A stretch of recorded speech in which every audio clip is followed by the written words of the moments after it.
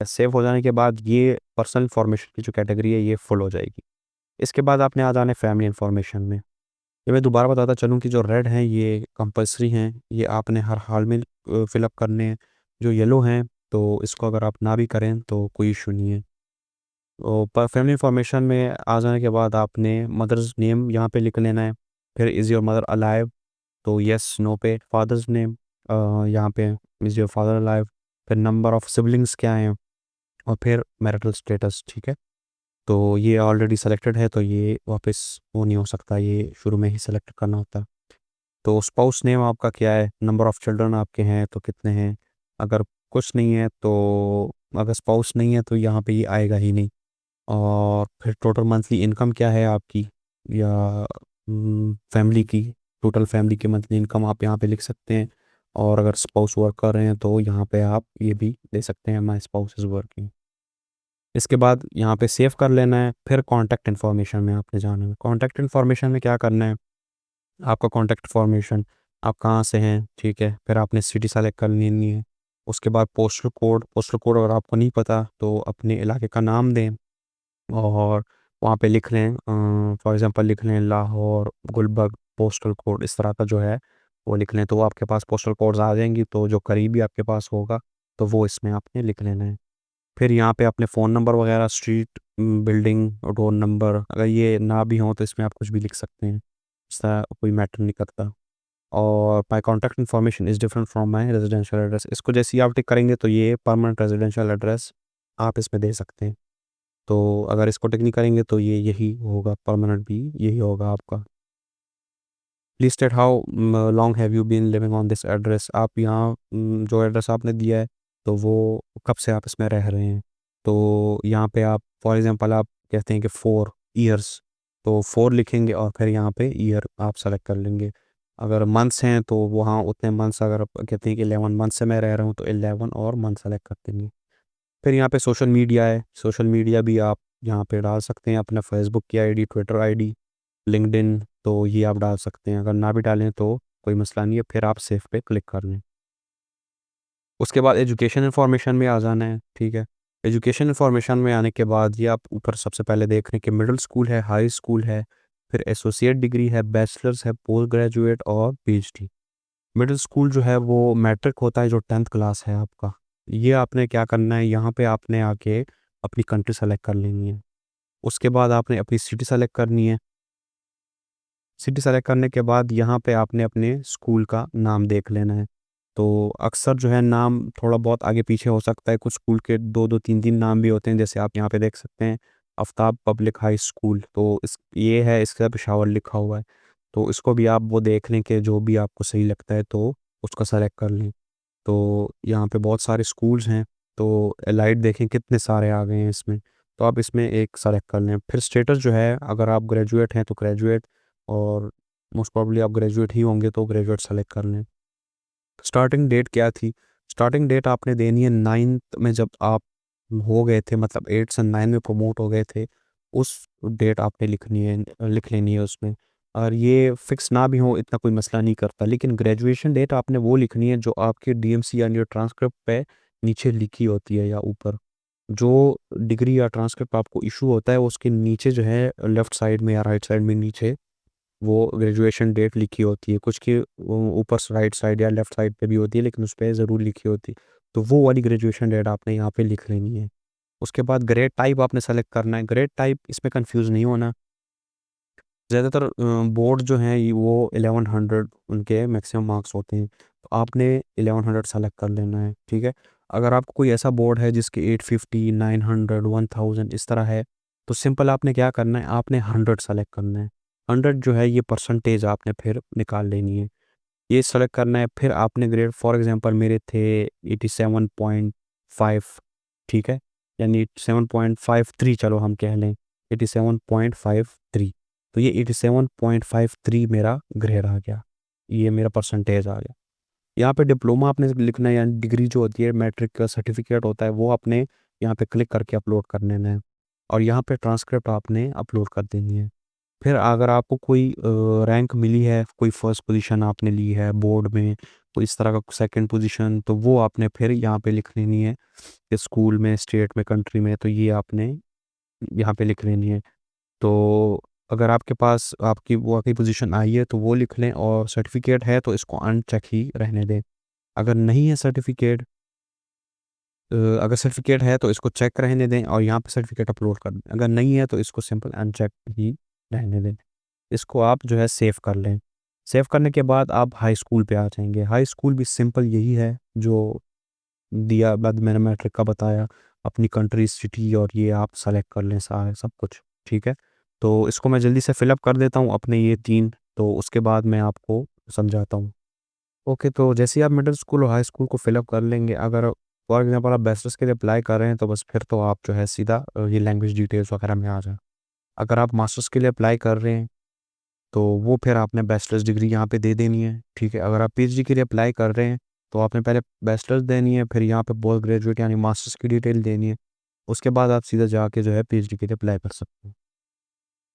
तो ये उन लोगों के लिए है एक एक्स्ट्रा चीज़ जो मास्टर्स के लिए अप्लाई कर रहे हैं, तो इनके लिए एक टिप है। ये अक्सर लोग इसको समझते नहीं हैं। अगर आप यहाँ पे ये दोनों फिल कर लें, उसके बाद एसोसिएट डिग्री को आपने छोड़ देना है और बैचलर डिग्री पे आ जाना है। बैचलर डिग्री पे जब आप आएँगे तो फॉर एग्ज़ाम्पल इसमें आप कोई कंट्री देते हैं, जैसे आप पाकिस्तान से हैं, यहाँ पे मैं पेशावर दे देता हूँ, ठीक है? पेशावर आ गया। यहाँ पे आप यूनिवर्सिटी सेलेक्ट करते हैं, तो अगर फॉर एग्ज़ाम्पल मैं यहाँ पे university of agriculture Peshawar select करता हूँ, तो ये आप देख सकते हैं यहाँ पे एक number 1 university of agriculture Peshawar. फिर आप जैसे ही नीचे आएँगे, यहाँ पे फिर एग्रीकल्चर यूनिवर्सिटी पेशावर है, फिर एग्रीकल्चर यूनिवर्सिटी पेशावर है, ये 4th फिर एग्रीकल्चर यूनिवर्सिटी पेशावर है। और जैसे ही आप आएँगे तो ये फिर देख लें green university Peshawar, KPK, agriculture university Peshawar, Pakistan. तो ये बहुत ज़्यादा गिवन है यहाँ पे। तो ये क्यों गिवन है, ये डिफरेंट चीज़ों के लिए इन्होंने अपलोड की हुई हैं। अब पता नहीं ये क्या मसला है या कुछ है, वो मुझे भी नहीं पता। लेकिन ये इसमें ऐसी फ़ील्ड आ जाती हैं कि अगर आप मास्टर्स के लिए एक स्पेसिफ़िक फ़ील्ड के लिए अप्लाई करते हैं, अक्सर वो एक में नहीं होता। फॉर एग्ज़ाम्पल अगर आप एंटोमोलॉजी के लिए अप्लाई कर रहे हैं मास्टर्स के लिए, ठीक है, मैं आपको एग्ज़ाम्पल दे रहा हूँ। अगर आप इसमें आ जाते हैं, मेबी इसमें एंटोमोलॉजी आपको नज़र ना आए, तो फिर आपने वापस यूनिवर्सिटी में आके दूसरी ये एग्रीकल्चर यूनिवर्सिटी पेशावर सेलेक्ट करनी है। अब हम इसमें देख लेते हैं कि इसमें एंटोमोलॉजी है या नहीं। तो the university of agriculture Peshawar ये मैंने सेलेक्ट कर लिया यहाँ पे। यहाँ पे अब मैं आऊँगा, यहाँ पे डिफरेंट फैकल्टीज़ और वो मौजूद हैं।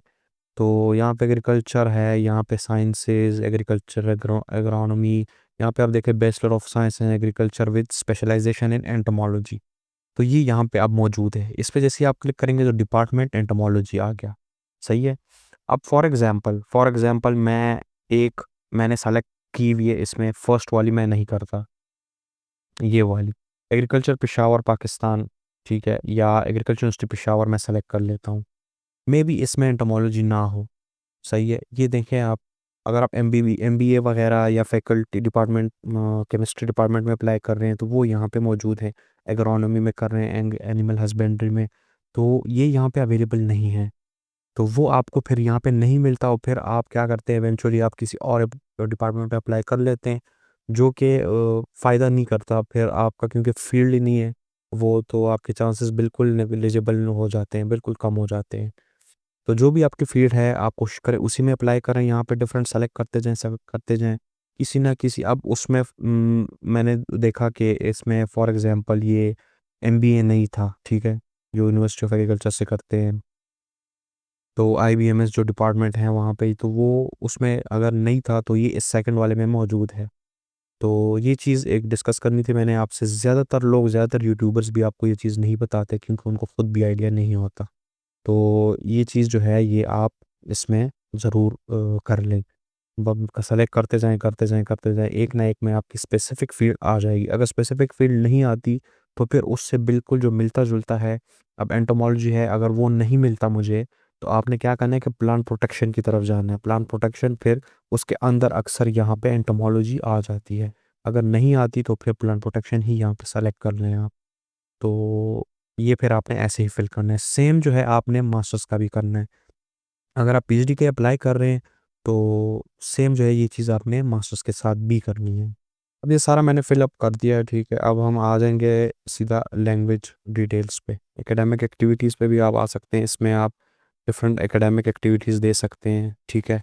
और एकेडमिक यहाँ पे थीसिस दे सकते हैं, यहाँ पे जो है एकेडमिक पेपर आप जितने भी पेपर आपके पब्लिश हुए हैं तो वो आपने दे देने हैं। बुक्स वगैरह हैं, आपको कोई बुक टाइटल है, कोई बुक पब्लिश की है, कोई बुक चैप्टर आपने किए, कॉन्फ्रेंस पेपर हैं आपके, तो जितनी भी आपकी चीज़ें हैं तो वो यहाँ पे ऐड करते जाएं। इस तरह आप ऐड पे क्लिक करें, पेपर टाइटल यहाँ पे लिख लेना है, उसके बाद जो है यहाँ पे जर्नल नेम लिख लेना है, यहाँ पे पब्लिकेशन डेट क्या थी और यहाँ पे ऑथर्स लिख लेने हैं, जितने भी ऑथर्स हैं तो वो आपने यहाँ पे सारे एंटर कर देने। लैंग्वेज कौन सी उसमें वो हुई है, मतलब कौन से लैंग्वेज में पेपर पब्लिश हुआ है, तो ज़्यादा इंग्लिश में होते हैं तो इंग्लिश सेलेक्ट कर लें।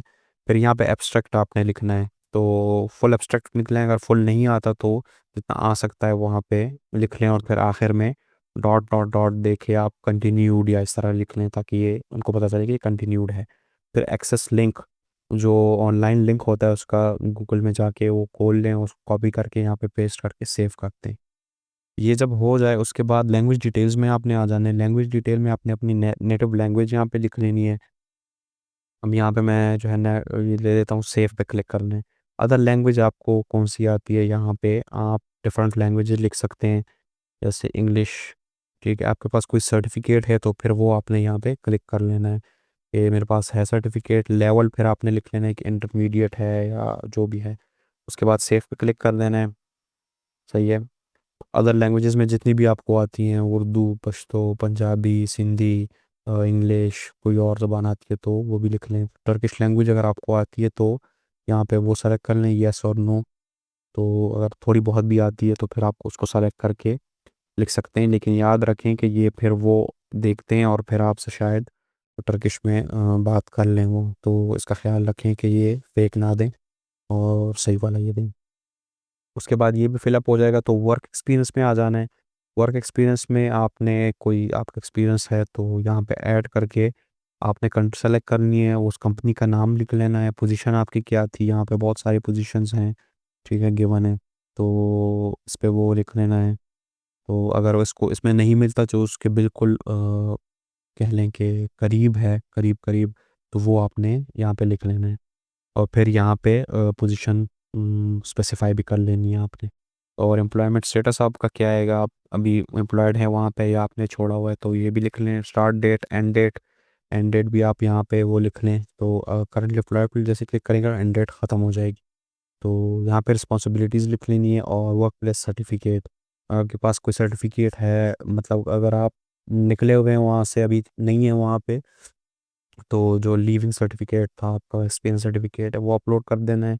अगर आप अभी जॉब कर रहे हैं तो जो आपका हायरिंग सर्टिफिकेट आपको मिला है, लेटर मिला है, तो वो आपने यहाँ पे अपलोड कर देना है।